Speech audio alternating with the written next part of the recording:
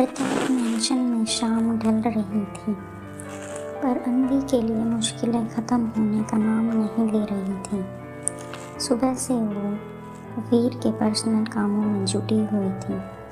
उसके सैकड़ों पुराने डॉक्यूमेंट्स को अल्फ़ाबेट के हिसाब से लगाना, उसके महंगे जूते पॉलिश करना और उसकी लाइब्रेरी की एक एक किताब से धूल झाड़ना।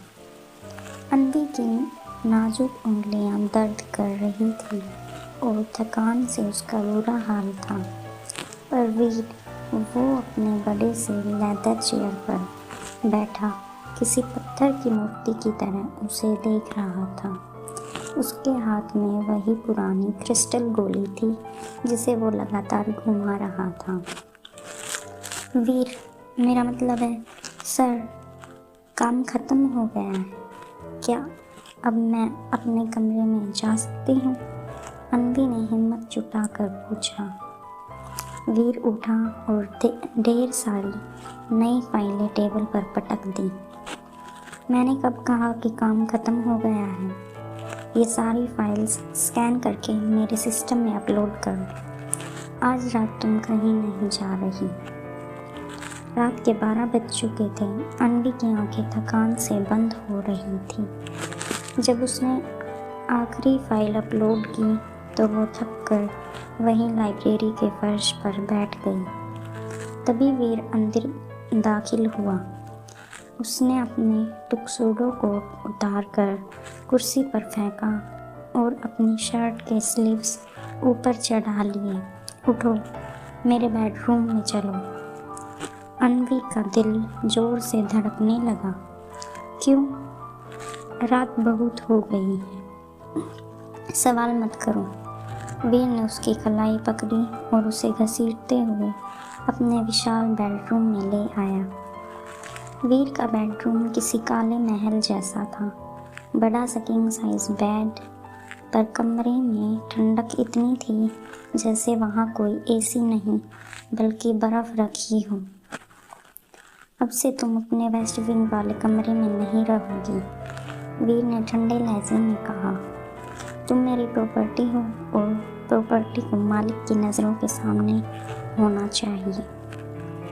अन्वी ने बेड की तरफ देखा, पर वीर ने उसे झटके से रोका। तुम्हें क्या लगा तुम इस बेड पर सोओगी? वीर ने एक बेहद रूखी हंसी हंसी। तुम्हारी जगह मेरे बराबर नहीं है अन्वी, तुम्हारी जगह मेरे पैरों के पास है। उसने क्लोजेट से एक पतली सी चादर निकाली और फर्श पर फेंक दी। आज से तुम यही फर्श पर सोओगी, मेरे बेड के ठीक बगल में। जब तक मेरी आँख खुले तुम मेरे सामने होनी चाहिए। वीर ने हुक्म सुना दिया। अन्वी की आंखों में आंसू भर आए। आप इतने गिरे हुए कैसे हो सकते हैं? मैं एक लड़की हूँ, आप मुझे फर्श पर सोने के लिए कह रही हैं? वीर ने उसके चेहरे के पास झुककर उसकी आंखों में देखा। उसकी आंखें बिल्कुल सपाट थीं, जैसे उनमें कोई एहसास बचा ही ना हो। मैंने पहले ही कहा था अन्वी, मेरे यहाँ इंसान नहीं सिर्फ सौदा होता है। अगर तुम फर्श पर नहीं सोना चाहती तो ठीक है, मैं अभी आर्यन को फ़ोन करके तुम्हारे बाप का अंजाम तय कर देता हूँ। अन्वी ने सिसकते हुए चादर उठाई और ठंडे मार्बल के फर्श पर बिछा दी। वीर बेड पर लेट गया और लाइट बंद कर दी। अंधेरे में अन्वी को सिर्फ वीर की सांसों की हल्की सी आवाज़ आ रही थी, या शायद वो भी नहीं। वो ठंडी मार्बल की सिलसिलाहट महसूस कर रही थी जो उसके जिस्म में चुभती जा रही थी। उसने देखा कि बेड पर लेटा वीर बिल्कुल स्थिर था, जैसे कोई लाश हो। वीर, अन्वी ने धीरे से पुकारा। चुप रहो और सो जाओ। वीर की आवाज़ अंधेरे में किसी खंजर की तरह चुभी। कल सुबह 5 बजे मुझे तुम्हें मेरा नाश्ता तैयार करना है। अगर 1 मिनट भी देरी हुई तो सज़ा दुगनी हो जाएगी।